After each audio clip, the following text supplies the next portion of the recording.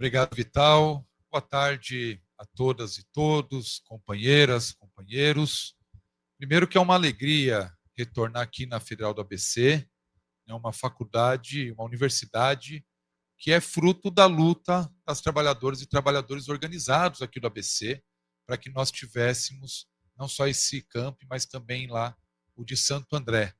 E num momento, num debate extremamente importante, discutir a questão da inteligência artificial e não só discutir do ponto de vista acadêmico, mas juntando movimento acadêmico, os movimentos populares. Estou vendo aqui diversas trabalhadores, saudar meus companheiros e companheiras de direção que estão aqui hoje.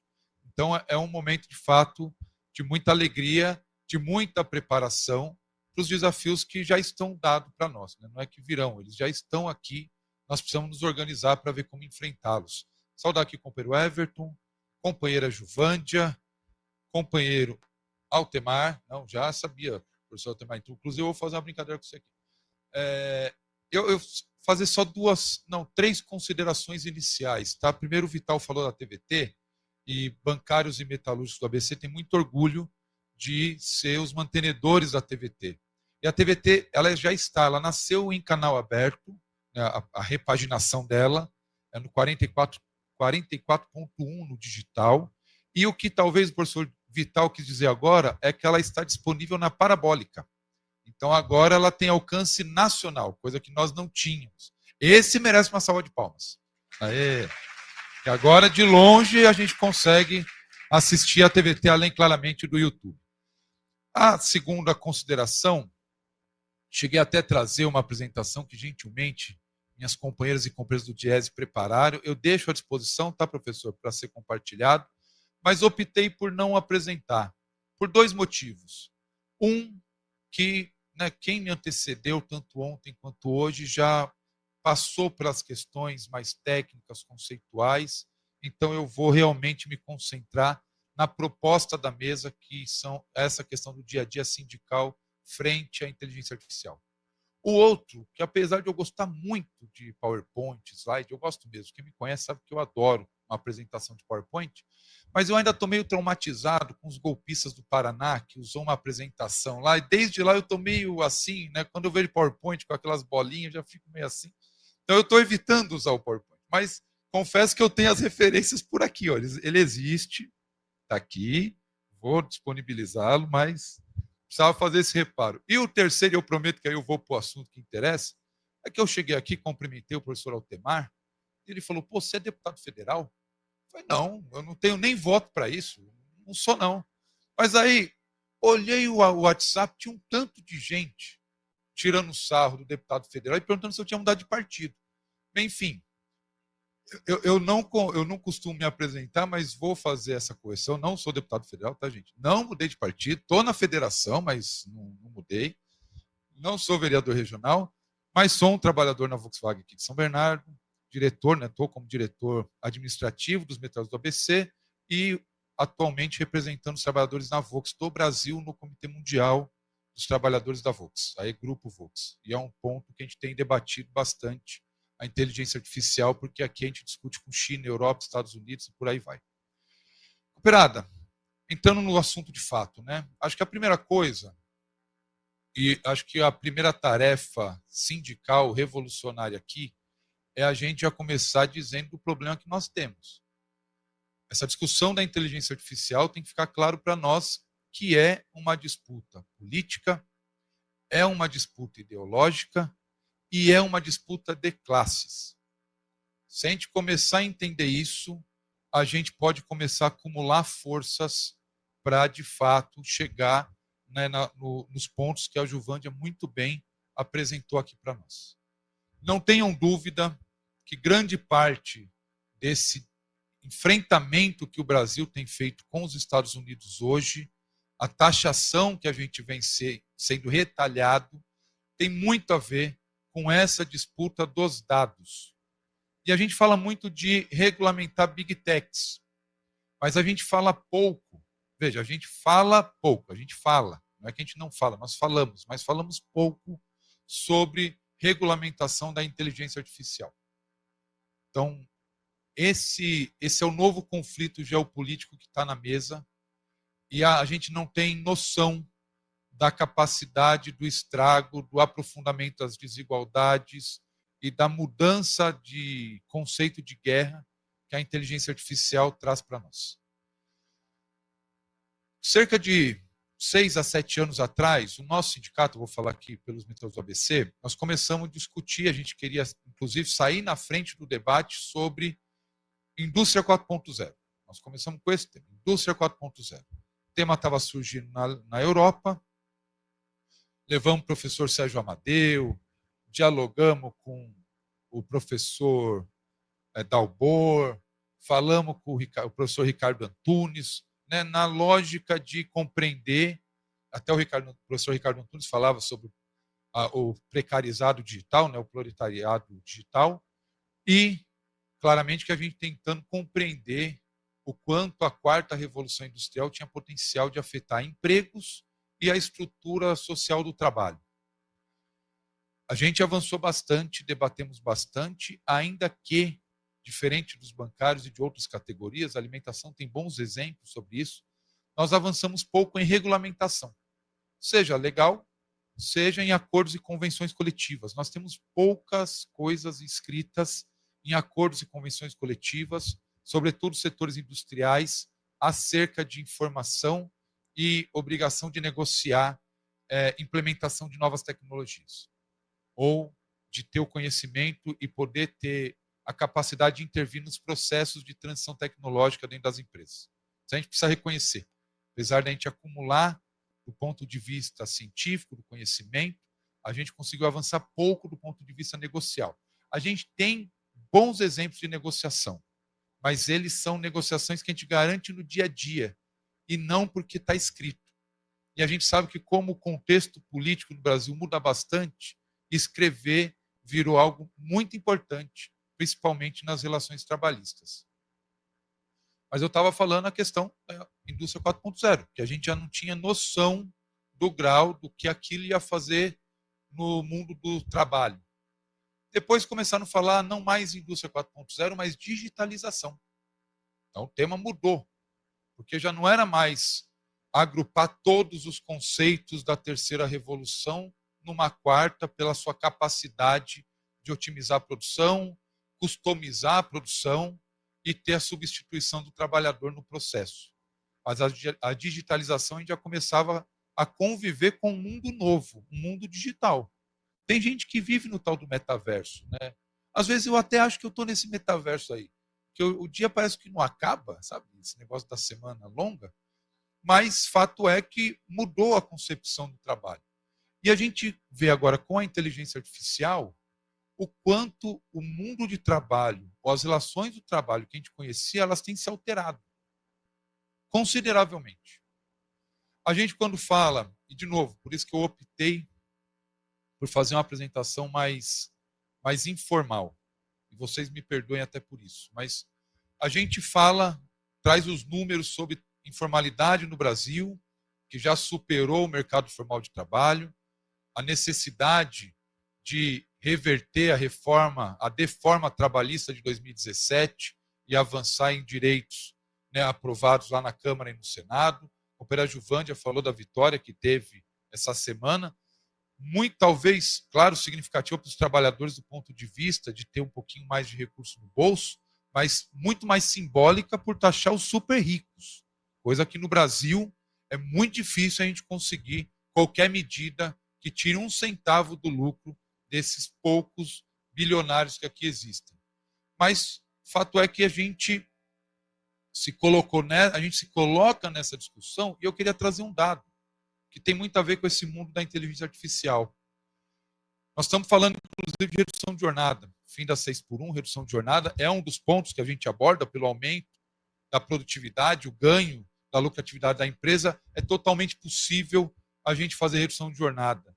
E é totalmente necessário a gente fazer redução de jornada, porque com o avanço da mecanização, automatização, digitalização e agora IA, claramente que se nós não fizermos uma readequação, teremos muito mais gente fora do mercado de trabalho do que gente com algum tipo de ocupação. Mas eu estava vendo um dos números que o Diese levantou sobre o microtrabalho, base, né, necessária para o aperfeiçoamento da inteligência artificial. Então, o que é o microtrabalho? São aquelas companheiros que estão lá no computador, muitas vezes respondendo enquete, ajudando a inteligência artificial a melhorar, a ter mais dados, a ter mais inteligência, para ela ter mais autonomia. 32% dos trabalhadores que fazem esse tipo de microtrabalho trabalham 7 dias por semana. Nós estamos falando de acabar com a 6 por 1.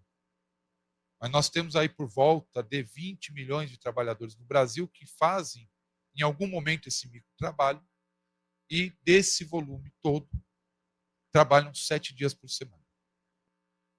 Grande parte dos casos, eu vou ver o número certinho aqui, porque esse daí me falha a referência, mas trabalham 15 horas por dia.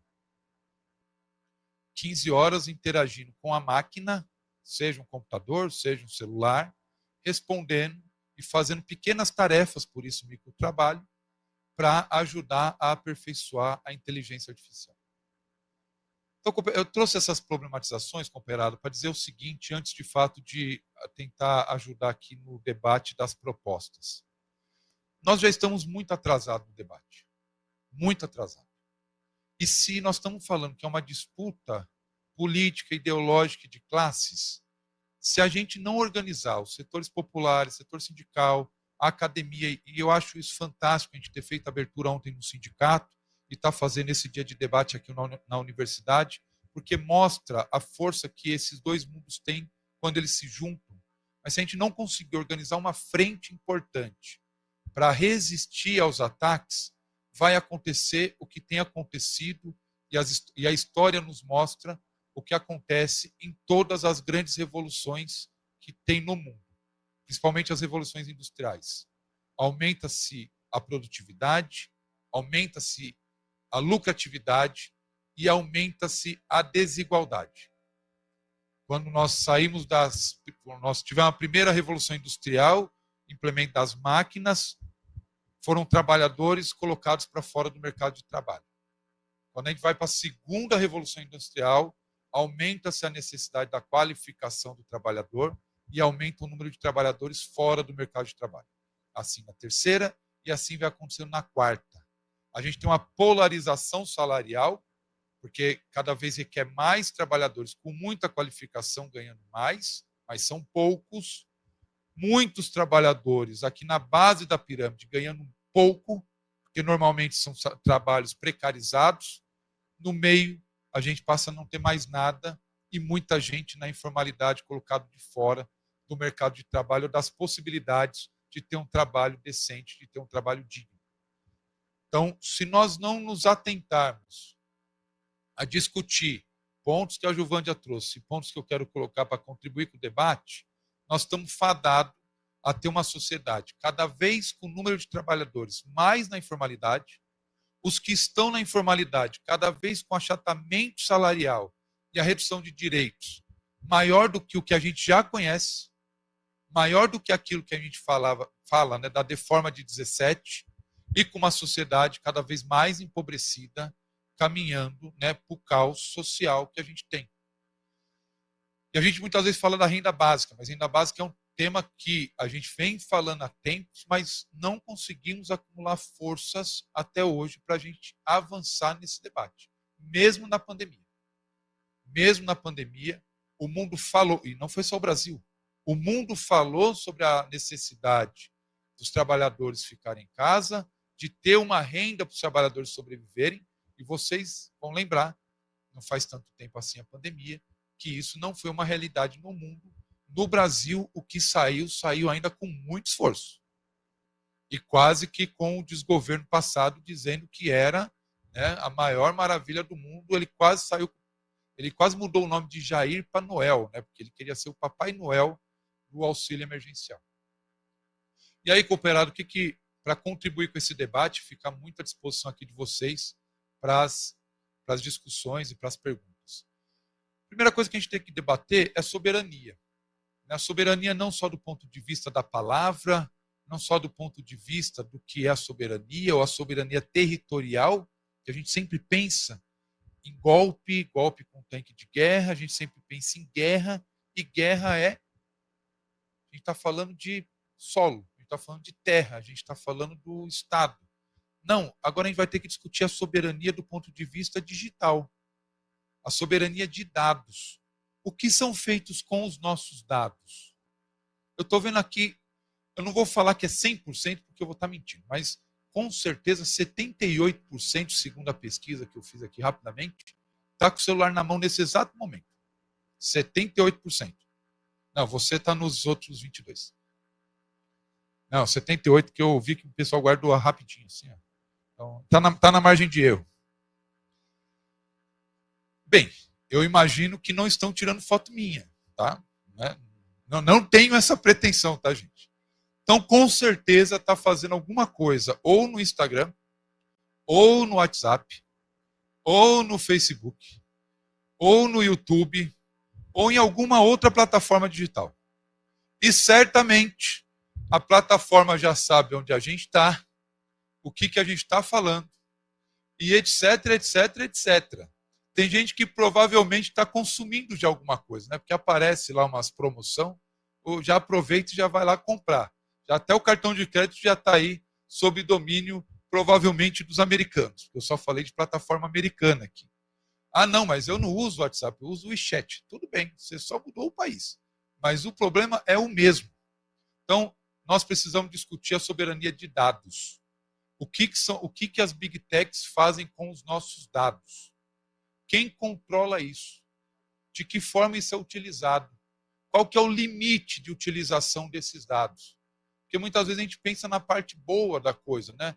Vão vender os meus dados. É a parte boa, tá, Juvântia? Juvântia falou aqui que venderam lá as chave Pix, vão vender os nossos dados. Gente, com os dados, dá para fazer muito mais coisa do que simplesmente uma questão comercial. Os nossos dados são usados para modo de consumo, para orientação cultural, são usados para, se for o caso de entrar numa guerra, sabe aonde vai acertar nós? O negócio é mais complicado do que parece. Mas soberania de dados é um ponto que nós precisamos lutar. O segundo é a regulamentação da inteligência artificial. A inteligência artificial tem coisa boa. Provavelmente, se vocês perguntarem, eu não sei se alguém já falou isso, pode ser que eu seja repetitivo. Mas se vocês perguntarem para o ChatGPT se a inteligência artificial é boa ou ruim, ele vai responder que depende de como e de quem usa.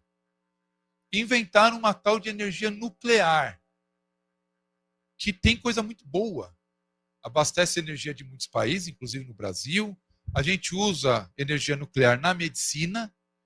E um filho de Deus foi lá e inventou uma bomba e estragou 2 cidades. Acabou com elas.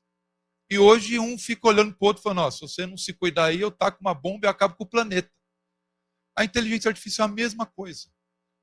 Ela pode ser usada para monitoramento na agricultura, para melhorar o plantio, para melhorar as condições de colheita, para saber o quanto vai jogar de adubo num lugar e em outro. Então é possível fazer macro gerenciamento geológico e tudo mais. É possível utilizar e já está sendo utilizado, inclusive no Brasil, na medicina, possível controlar a dose de remédio, verificar o quanto o organismo tem ou não determinado tipo de substância. Então, tem utilizações positivas. Assim como pode ser utilizado para monitorar trabalhadores, para substituir gerentes, para fazer algum tipo de situação de roubo ou mau uso das nossas informações. Pode ser utilizado para expor as pessoas, porque pega dados sensíveis, porque não tem uma proteção daquelas informações do ponto de vista correto. Então, veja, soberania dos dados, proteção dos dados, principalmente os dados pessoais, a regulamentação da utilização e dos limites da utilização da inteligência artificial, a transição justa e negociada com os sindicatos, quando a gente fala aqui de trabalho. Então, no mundo do trabalho, nós precisamos que seja assegurado a negociação coletiva para que se haja uma transição social e uma transição justa no ambiente de trabalho, seja nos bancários, seja na indústria, seja inclusive no campo ou no comércio. Então, é possível a gente discutir a utilização e os limites da utilização para isso. E, claramente, que eu vou olhar aqui, para mim não esquecer de nada do que eu anotei, pelo menos, né? Nós vamos ter que debater as políticas públicas para a utilização da inteligência artificial. Veja, eu acabei de dizer, tem exemplos bons e tem exemplos ruins. Mas se a gente não intervir, provavelmente o que vai prosperar são os exemplos ruins. Como utilizar a inteligência artificial para vender as nossas informações e virar um negócio sem que a gente participe desse negócio, como submeter um cidadão ou uma cidadã a chantagens por uso de informação pessoal, como aumentar ganhos de produtividade e lucratividade. Nós vamos ter que debater, companheirada, como a gente discute os ganhos de produtividade também para que eles sejam repartidos com os trabalhadores e com a sociedade. Não dá para a gente admitir que as grandes empresas lucrem mais, produzam mais e esses ganhos fiquem única e exclusivamente com elas. E no máximo que elas fazem é dizer que pagam impostos e que já está fazendo a sua contrapartida social a partir disso. Nós vamos ter que discutir como a gente faz a divisão da produtividade com os trabalhadores que estão gerando esses ganhos e com a sociedade que vai precisar repactuar o que é a sua, seja renda mínima ou outro nome que queiram dar, e claramente que isso pode custear a redução de jornada para além daquilo que nós estamos dizendo hoje. Nós sempre falamos, sempre fomos defensores na CUT da redução de jornada para 40 horas. A redução de jornada para 40 horas hoje, ela tem um potencial enorme. E veja, eu estou defendendo, tá? Porque nós já perdemos uma oportunidade atrás, não podemos perder outra. Nós precisamos acabar com a escala 6x1. As 40 horas pode ser um primeiro passo, tem um potencial de geração de emprego de 1.400.000 novos postos de trabalho, mas com o avanço da inteligência artificial, esses 1.400.000 postos de trabalho novos serão poucos. E nós vamos ter que debater como a gente gera mais postos de trabalho e postos de trabalho que serão cada vez com uma exigência maior de qualificação num país que tem uma educação deficitária, que tem trabalhadores, principalmente os que já estão, né, alocados em postos de trabalho, com a qualificação defasada, porque não há um investimento por parte das empresas em qualificar aqueles trabalhadores que já estão no processo, e com um mundo que é cada vez mais desafiador por conta da mudança social que a gente vive. E eu encerro por aqui. Principalmente os smartphones trouxeram uma mudança social e cultural jamais vista nos últimos tempos. Eu vou terminar, Vital, só aproveitando o gancho que eu mesmo me dei aqui com 78% que está no celular. Antigamente vinha para um lugar, um debate como esse, metade do público estava acompanhando o debate, metade do público estava conversando do lado, né? Estava aqui conversando. Agora a gente está competindo aqui. Um terço está olhando a gente aqui, um terço continua no e tem um terço discutindo alguma coisa com alguém que não está aqui. E nós não sabemos nem se está nesse mundo, mas está em algum lugar. Então, de fato, a mudança cultural e social, ela é violenta. Ela muda as relações dentro de casa, elas mudam as relações dentro da universidade e no ambiente de trabalho. E nós precisamos exercitar mais como a gente entende esse mundo, porque não adianta só a gente querer chegar com solução pronta, nós precisamos ouvir, entender, fazer o diagnóstico e, a partir daí, novamente, juntar forças, movimentos populares, movimento social, movimento sindical, movimento estudantil, academia, são extremamente necessários a gente dialogar, ter uma pauta única e ir para as ruas fazer a defesa dessa pauta. Porque se não for assim, nós vamos continuar sendo super explorados, cada vez mais, né, com um mundo de desigualdade e sem controle nenhum daquilo que é feito com as nossas próprias informações. Obrigado pela oportunidade, companheirada. Um grande abraço.